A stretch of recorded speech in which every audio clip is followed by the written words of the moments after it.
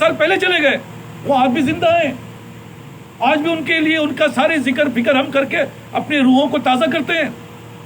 تو کامیاب وہ ہیں جو 1000 سال پہلے بھی، وہ صحابہ جو 1400 سال پہلے چلے گئے آج بھی زندہ ہیں۔ خدا کی قسمیں کھا رہا ہوں، نام لے کے دیکھو عمر رضی اللہ جس کا تعلق ہے اس کی رونگٹے کھڑے ہو جاتے ہیں، نام لے کر دیکھو صحابہ کا، ارے ہے تو نہیں، ان کے رونگٹے کھڑے ہو جاتے ہیں، صرف ایک نام لو تو بس آنکھ سے آنسو جاری ہو جاتا ہے۔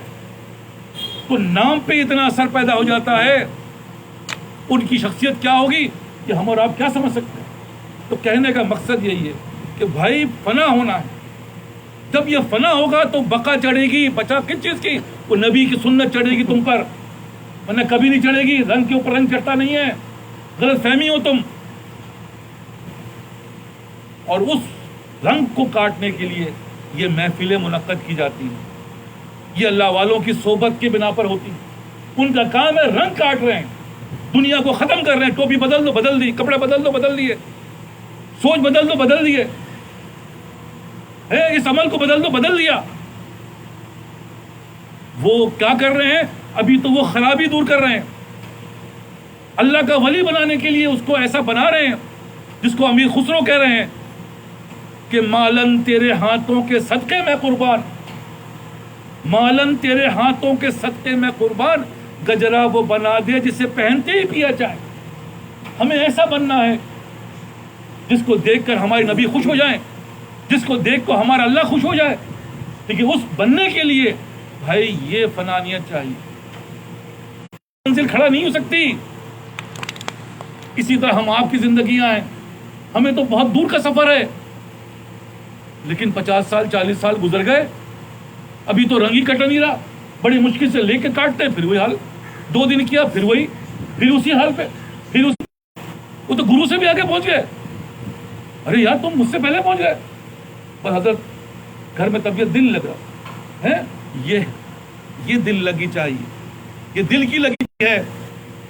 30 سال 40 سال کس بات کی؟ دنیا کو کامیاب کرنے کے لیے من دھن لگا دیا کہ میری اولاد جو ہے وہ انجینئر بن جائے، میری اولاد ڈاکٹر بن جائے، میری اولاد اللہ والی بن جائے۔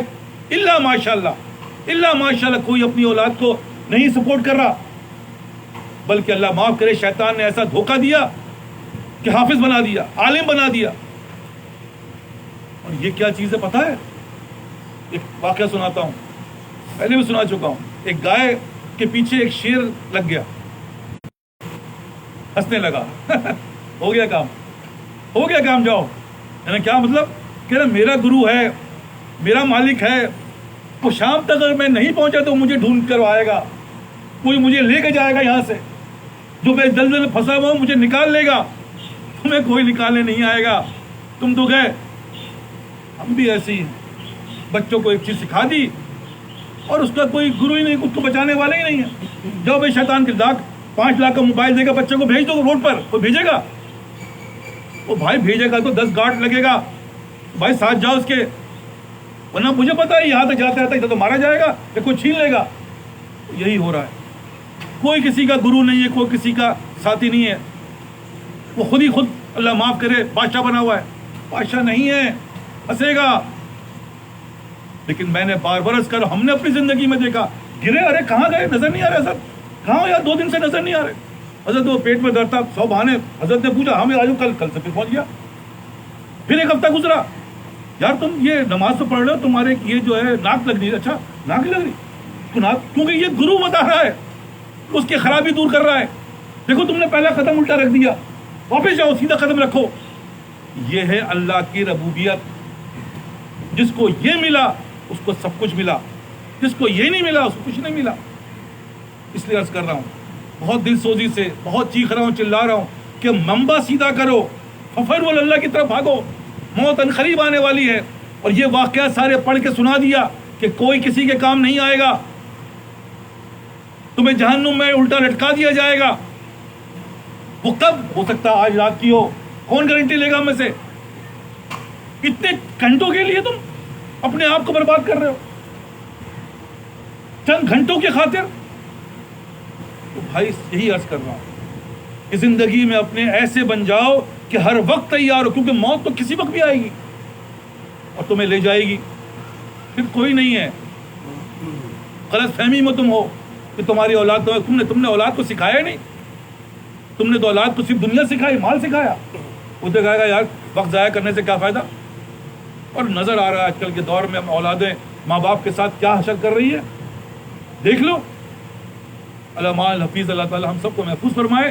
بات یہاں پہ ختم کرتا ہوں اور اس طرف توجہ دلا, ففیر اللہ کی طرف بھاگو. اور اس کے لیے 3 چیزیں جو میں پہلے بھی عرض کر رہا ہوں, دوبارہ عرض کر رہا ہوں اور تیبار عرض کروں گا. تم نے کچھ نہیں کرنا. ان لوگوں کی صحبت اختیار کر جو اللہ والے, جنہوں نے اپنے آپ کو اس دنیا میں رہتے ہوئے اللہ کے لیے موڑ دیا, تو تم بھی موڑ جاؤ گے. تیسرا کیا ہے, وہی جیسے میں نے عرض کیا, 2 چیز پیدا ہوگی لیکن تمہارا کوئی ٹارگیٹ ہی نہیں ہے. بھلا کام کر لو, ہاں کر لوں گا, شاید کروں شاید نہ کر سکوں. اللہ تعالی ہمیں ان باتوں کی سمجھ عطا فرمائے.